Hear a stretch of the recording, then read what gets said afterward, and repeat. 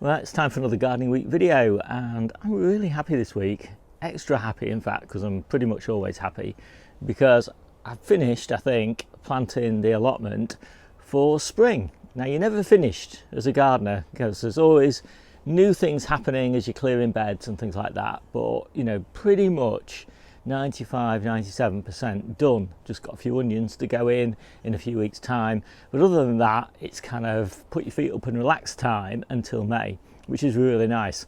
So I'm going to take you around now, and I'm not going to give a full tour because I've got another tour video. I'm just going to concentrate on the things that I've done this week, and I've also done some stuff in the kitchen garden. Actually, I've started planting there, and mainly I've put out red tatsoi and my first batch of lettuce. And I'll do a tour video of the kitchen garden maybe next week, maybe the week after, something like that, because there's quite a lot going on there. It'll be nice to have a catch up. First up in the polytunnel, I've taken the salad rocket out and I've put in a little bed of spinach, closely spaced that spinach because I really want it for a little baby leaf for salads. Taken the last of the polytunnel claytonia out, but I've still got claytonia in some other beds, and again another little bed of spinach. Most of my early potatoes potted up. Started all these, as I always do, in little pots, and then transplanted the little pots into the little bit bigger pots.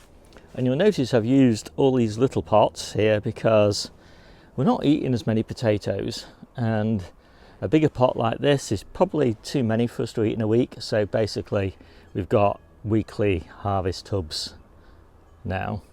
Took out some of the old overwintered rotty lettuces and put in new little lettuces.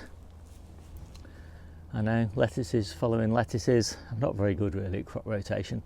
I just grow way too much stuff and way too many successions of it, and way too much interplanting to do a strict rotation. Anyway, lettuces, and interplanted in here are red barren onions. And I figure that when those lettuces come out in May, that'll be perfect timing for these onions to stay in and start bulbing, because they start bulbing in the middle of May. And I think they can stand the competition.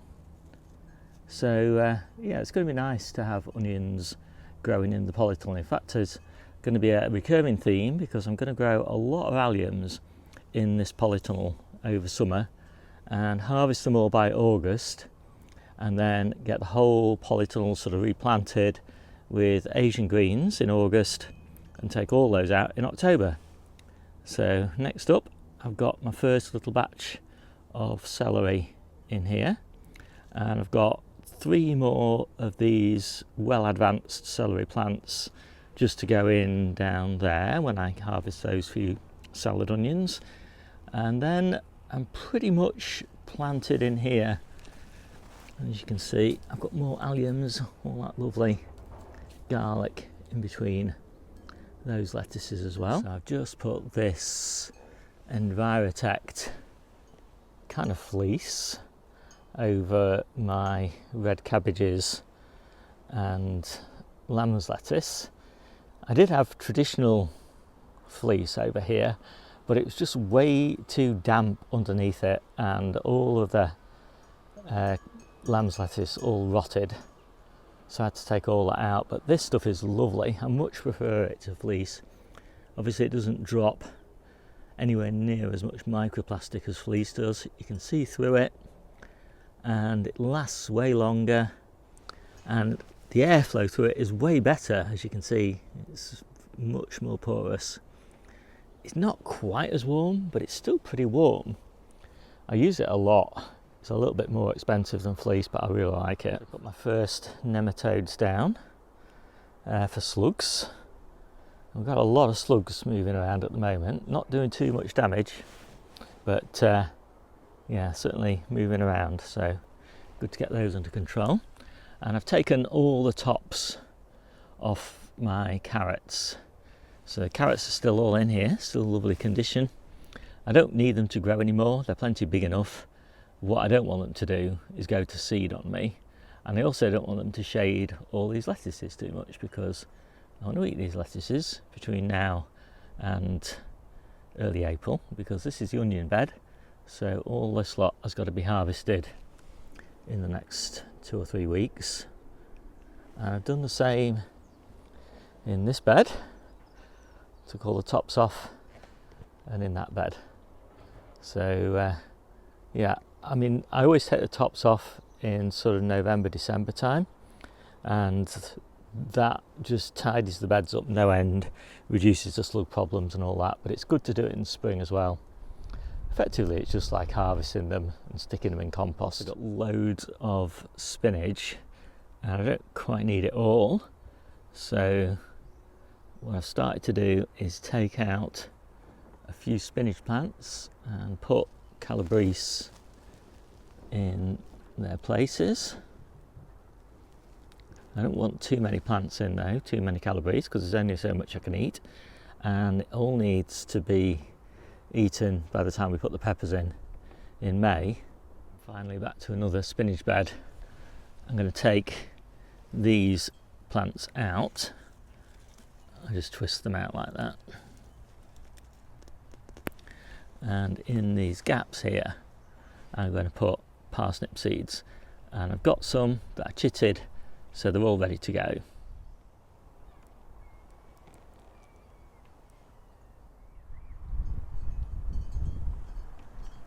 And when you're chitting seeds and planting them like this, it's best not to wait for all of them to start showing a root. Once you've got 2 or 3 showing a root, they're all germinated effectively, and you know, they'll all come within the next 2 or 3 days. But the early ones will just have too long a root if you wait for all of them. So yeah, as soon as you see 2 or 3, get planting. So now let's have a quick look at the harvest. So I knew this was going to happen, but I'm never quite sure when it's going to happen, when the amount of growth kind of exceeds the number of people that we've got to give food to, and you know, when it also kind of exceeds the amount that I'm willing to pick, and so we kind of reach like true abundance. Anyway, I'm going to show you the table. So we've got a few giant, well, not so giant parsnips. Not many onions left now. I think we've only got enough onions to get us, maybe if we're very careful, to the end of April. But we should have onions by then, so I'm not overly worried about it. Carrots still pretty good. We are having to take the tops off quite a few of them because they are getting a little bit kind of slug eaten, a bit like this one.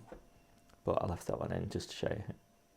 It's not too bad, but just looks nicer if they're topped. And what else have we got? Potatoes, still getting some nice sort of baking potato sizes. They're all sprouting now, so we're just having to take the sprouts off them.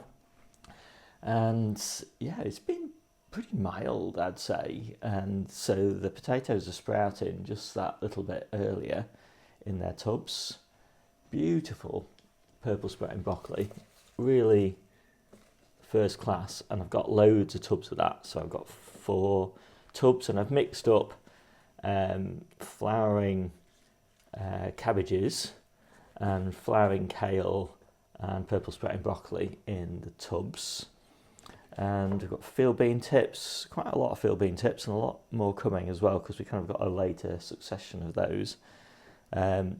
Once they get going, it's hard to, the quality sort of degrades, you know, so you're after these, just that very small kind of tip there. That's the good eating quality. And you know, as the plant matures and gets above about 6 inches tall, it's more difficult to find these nice, tight, tender tips. So, lovely kale here, absolutely gorgeous selection. And yeah, and that's pretty much it for the brassicas. We're not going crazy on brassicas at the moment because we've got so much other stuff. Leeks, of course, and you know, a lot of people tell me that they have leeks that they sowed last year that they eat in summer, And so I'd never realised that you could do that. I always thought leeks went to seed in spring, but people tell me not. So tatsoi, I've got 2 lovely tubs of tatsoi, and I've also got tatsoi in the salad mixes. And then obviously spinach, just overwhelmed with spinach. I've got all these, it's all 2 or 3 sort of levels down. So I think I've got 5 of the red kitten and 10 of the giant winter. And I'm clearing beds, so that's partly why I've got so much. You know, if I was a market garden, I could make a fortune out of spinach, but obviously there's only so much spinach you can eat. So as soon as it gets to this point, really, when it's going absolutely crazy, I start clearing beds and getting them all replanted. And I think I gave 3 bin bags of spinach away on the allotment yesterday, as well as loads of carrots and other bits and pieces. So, you know, you could add quite a lot to this table with the stuff that I've already given away to people. Then we're kind of on to salad ingredients here. So I've got miner's lettuce, more miner's lettuce here, and then there's miner's lettuce underneath as well. I've got baby leaf spinach and more baby leaf spinach underneath. I've got the lamb's lettuce, and this is starting to sort of rise now, so I don't, you know, it'll go to seed pretty soon, either next week or the week after, but I've got another succession of that. Anyway, I've got lamb's lettuce underneath, and then I'm not sure what's in these. Yes, my first few radishes. So that's really lovely to get radishes again. We've not had radishes since maybe October, probably, maybe November. And little salad carrots and salad onions. And so I think, oh, and then obviously they're salad bases. So I'm going to make up the salads now. I've already got, I think, 5 different types of lettuce and Asian greens in there. So I'm going to add 6, 7, 8, 9, 10, 11 different ingredients, homegrown. And then I'm going to add 12, 13, 14, and then I add a pair, so 15 different ingredients in the salads this week. That's pretty nice. So there we go, that's the whole table pretty much finished. There's my salads.